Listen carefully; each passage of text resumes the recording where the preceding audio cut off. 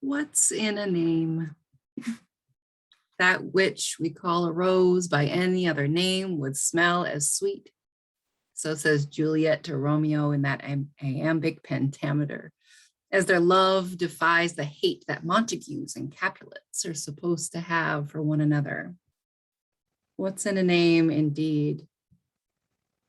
I wonder, when were you first aware of your name? Did you like it? Did you ever wish it were different? I know that my sister, who was 6 at the time, had a hand in naming me. For with there being a Susan and a Stephen, she thought certainly the third similar sibling was supposed to sport a name starting with an S. Of course, I also experienced the classic confusion this alliteration caused my parents, my teachers, my coaches, who hailed me often as either Susan or Stephen, or sometimes just little Semler when they gave up. I guess I did enjoy that my name meant princess. And it did cause me to pause when I realized the full name of the college crush I was pursuing.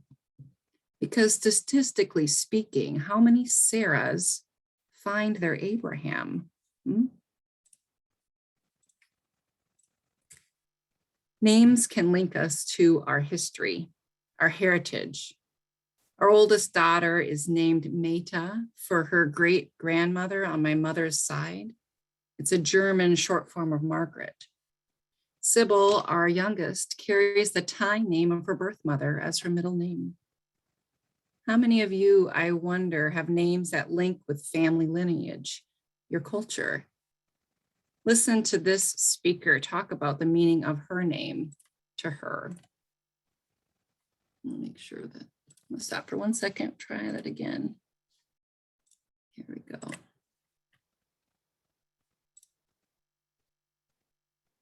And so today, I use my name as a conversation starter, an entry point into the world that is who I am. My name is Eriken, and it means victory comes from God. Obot et Ukuro is my last name. Obot et Uk and Udo, those are the first 3 families in my lineage, my ancestors. And my name traces me back to this beautiful continent of Africa and Nigeria, the Ibibio people of southern Nigeria. Put it all together, and my name is my anthem. Victory comes from God. It's my family tree, Obot et Uguro, and together it's my compass. If I ever get lost, my name will lead me back home.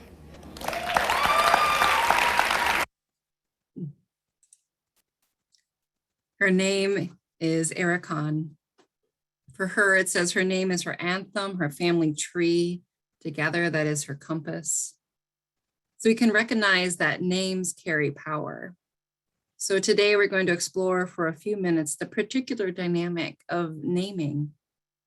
We're going to reflect upon what that might mean in terms of culture, in terms of who gets to name who, what a name shift means, and the empowerment possible when someone takes up their own name as their truth.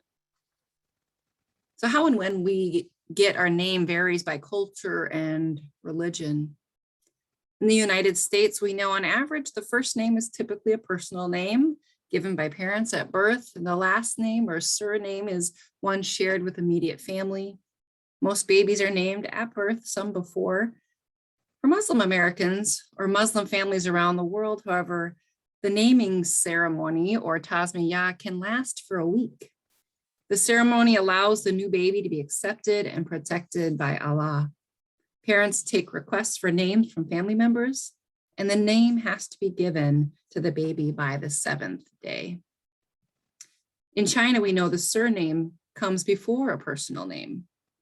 And in some traditions, babies are named 100 days after birth, and it can be considered unlucky to name them before. So parents use what's called a milk name before a formal name is chosen. In Thailand, where many of you know I've worked and studied, most people have a very long multisyllabic names officially, but are called by most by nicknames, which they carry for life. Short names like Mok or Nit or Pom, just to name a few of my friends. Whatever name is chosen for a child, and at whatever point, simply knowing a name gives you some power over a person. Imagine if I saw you in a crowd, but you were walking away from me. How would I get your attention? I could say, hey, you, or hey, tall lady with the white hair, or hey, dude with the plaid shirt. Maybe you'd turn around. But if I said your name, Linda, Ellen, right? You would stop in your tracks and turn around. Similarly, I wonder how many of you as an adult have been kept from furthering a relationship or starting a conversation with someone because you've met them once, maybe even twice. You just can't remember their name and you're too embarrassed to ask, you don't even talk to them. Names have power. And who gets to give or know a name includes power. Looking into the Hebrew tradition, we see in a few cases the idea that the one who gives the name has the greater power. In the second account of creation in Genesis, it said that God gives human beings a special power. In Genesis, God gives the still unnamed human the power to name all the other animals. You can see here from the Inclusive Bible, it says, then Yahweh said, it is not good for the earth creature to be alone. I will make a fitting companion for them. So from the soil, Yahweh formed all various wild beasts and all the birds of the air and brought them to the earth creature to be named. Whatever the earth creature called each one, that became its name. And the earth creature gave names to all the cattle, all the birds of the air, and all the wild animals. In another account, in that same biblical book of Genesis, the trickster named Jacob, we see another instance of naming come into play with him. So Jacob had fled the country after stealing his brother's birthright, and now after years and years is about to encounter that very brother the next day. When we meet him here, it's night, and after sending all his wives and his property across the river towards his brother, he's camped out for the night by the Jabbok River alone. And here's what happens. It says Jacob was left alone, and someone wrestled with him until daybreak. When the others saw that he did not prevail against Jacob, they struck him on the hip socket, and Jacob's hip was put out of joint as they wrestled. Then Jacob's contender said, let me go, for the day is breaking. But Jacob said, I will not let you go unless you bless me. So the other said to him, what is your name? And he said, Jacob. Then they said to him, you shall no longer be called Jacob, but Israel, for you have striven with God and with humans and have prevailed. Then Jacob asked his adversary, please tell me your name. But they said, why is it that you ask my name? And blessed Jacob there. People have debated whether the other wrestler was meant to be God, an angel, his brother, or even him wrestling with himself on a difficult night. It's clear, however, that Jacob is strong and yet the weaker wrestler. With a touch of a finger, his contestant puts out his hip.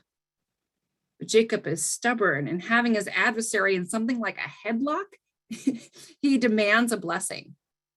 But the opponent comes back saying, I need to know your name. And in fact, this opponent changes his name from Jacob, which means heel grabber, to Israel, which means God wrestler. And when Jacob tries to get that person's name in return, there's no deal. Just a, why would you need to know that? Jacob is at a threshold in his life and identity. And I don't think it's a mistake that at that point, he gets a new name.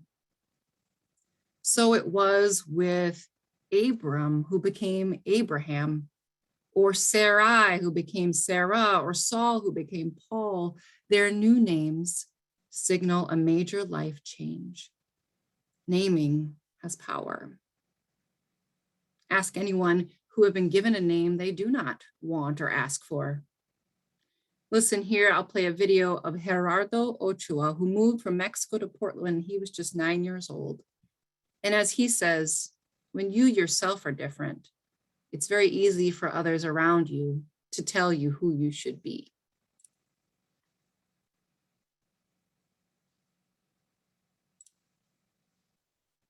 grade teacher and think of that fifth grade classroom. We are all with you in that fifth grade classroom. I was just 9 years old at the time when I was in fifth grade, and my family had just immigrated from Mexico to a small town east of Portland, Oregon. And making that change was not easy. In fact, it was difficult. People ate different foods. People wore different clothes. People spoke a different language. And I quickly realized that when you yourself are different, it's very easy for everyone around you who tell you who you should be. And that's when my name was changed. I remember precisely, it was during that fifth grade roll call. The teacher started with John, and John answered in his squeaky 9-year-old voice, "Here." And then she went on the list. Kimberly, similarly, she said, "Here." And then she got to Sarah, and Sarah said, "Here." And halfway down the list, she got to my name. And she said, her,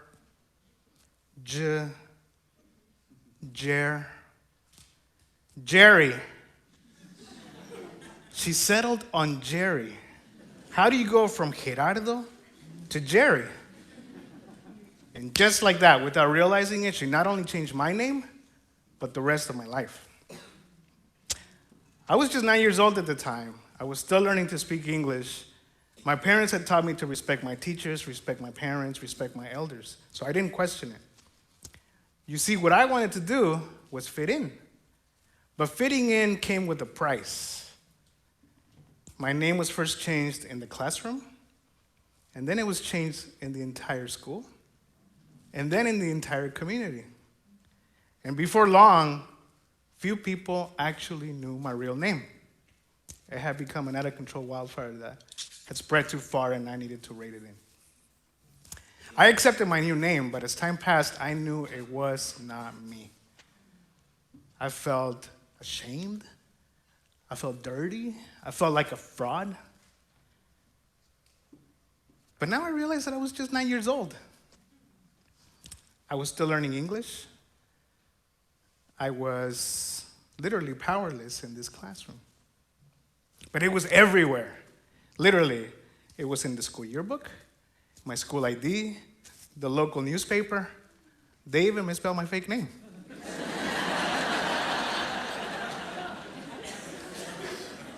Now, don't get me wrong, the name Jerry I actually like. The only problem I have is that it was not my name. But I needed a fresh start. It had become a bad dream that just wouldn't end. And I needed to wake up and reclaim my name. He says he wanted to fit in, but it came with a price. And that he has since learned not to only own his own name, but help others see how we can make others feel valued, honored, and protected with something as small as saying their name correctly, lest we render them invisible. Studies have shown a disturbing amount of implicit bias is manifest around names, like the pronounceability of a name, leading people more likely to like a person, or that those with more white-sounding names having statistically gotten more interviews for jobs or positive attention from college professors.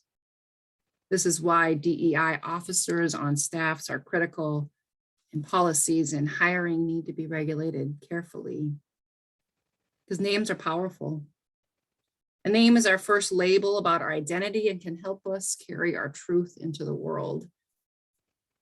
Before we named Sybil, our youngest, which means prophetess, we asked her 4-year-old sister what she thought we should name her. Without having to think very hard, our 4-year-old earnestly replied, "Love." And when asked for a middle name, she said, "Hugs," which, if the name was to stand for the reality that Sybil would encounter in the family that Maida had known, was pretty accurate. Love, hugs, Semler Smith. Welcome home. Radiate who you are to the world. For 6 years in my last call, I worked with a friend and an educator in Jamaica at a school that was a mutual project between a local church there and my own. Natasha, or Auntie Nats, as she was known, reminded myself and others who visited yearly from Wisconsin to make sure to call the children at the school by their proper names. And she also explained that if the child didn't answer right away to that name, not to be surprised.